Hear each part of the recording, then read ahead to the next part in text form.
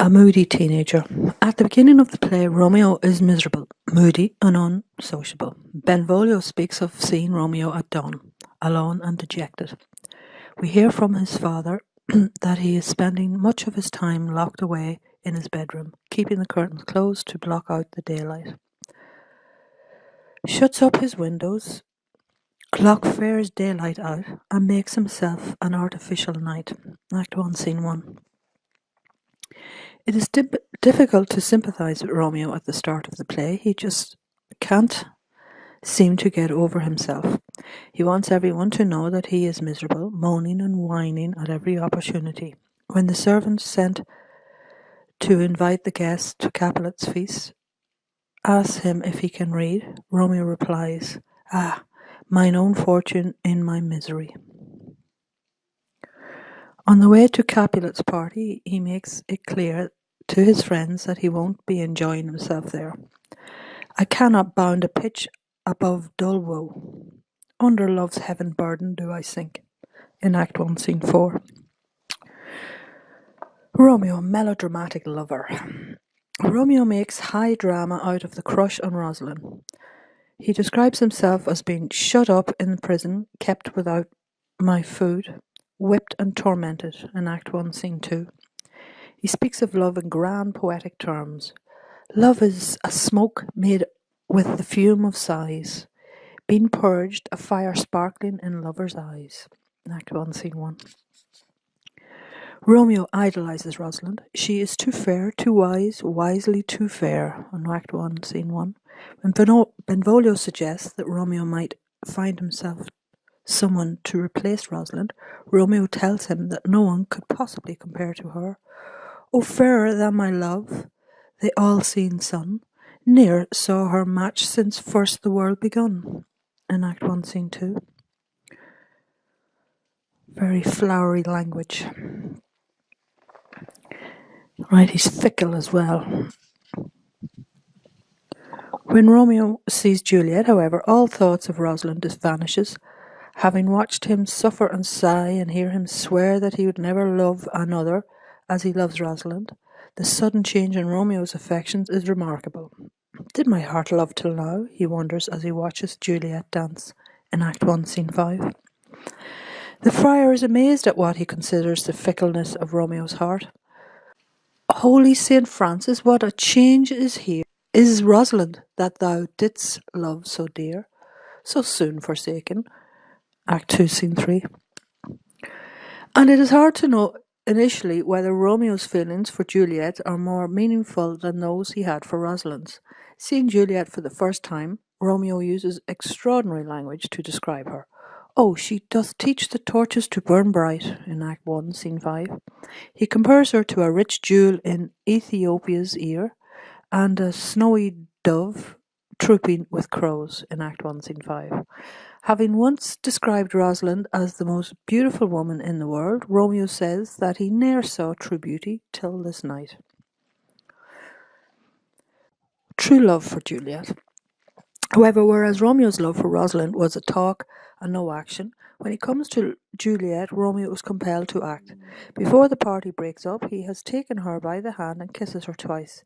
When the party ends and it is time to go home, Romeo departs only to return moments later. He is drawn to Juliet and senses that she is the love of his life.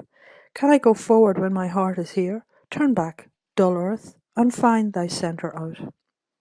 Act 2, Scene 1.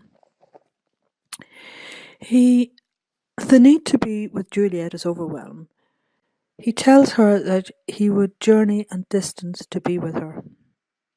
Love makes Romeo bold and fearless. He risks his life wandering through the Capulets' orchards in search of Romeo. If the Capulets were to find him there, he would surely be killed.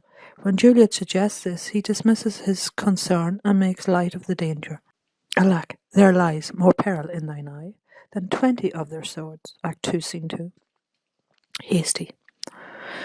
The power of love makes Romeo act without proper thought. It seems he is willing to do or say anything to satisfy Juliet. When he asks her to swear that he loves her, Romeo swears by the moon. Juliet is not impressed with his answer, telling him that the moon is too inconsistent and an object to swear by. Romeo despairs. Desperate to satisfy her, asks, "What shall I swear by?" in Act 2, Scene 2. When Juliet gets a little panicky and thinks that they might be rushing things, Romeo proposes marriage as proof of his love. It seems he would do anything to be with her. The friar, however, is a little concerned as the speed of Romeo and Juliet's relationship is progressing. But he is also concerned that the intensity of Romeo's feelings for Juliet. When Romeo boldly says that his love for Juliet cannot be touched by sorrow and calls on love devouring death to do what he dare, the friar is moved to say, "These violent delights have violent ends, and in their triumph die like fire and powder." Act 2, Scene 6. He knows that no good will come of such intensity and passionate feeling. A changed man. Once Romeo has met Juliet, he changes dramatically. He stops his brooding and lightens up. He jokes and laughs with his friends, and they are delighted to find him back to his old self. Mercutio tells him, "Now art thou sociable, now art thou Romeo," in Act 2, Scene 4. Romeo is willing to make peace with his family's sworn enemy. When Tybalt comes to provoke him to fight, Romeo surprises his friends by speaking of love and peace. "I do protest I never injured thee, but love thee better than thou canst devise," in Act 3, Scene 1. However, when Tybalt slays Mercutio, Romeo is distraught and blames Juliet for him going soft with love. "O sweet Juliet, thy beauty doth make me effeminate, and in my temper soften valour's steel." Foreboding sense of tragedy. Just before Romeo meets Juliet for the first time, he senses that something bad has going to happen. On the way to the Capulets' party, he speaks of a dream that he had.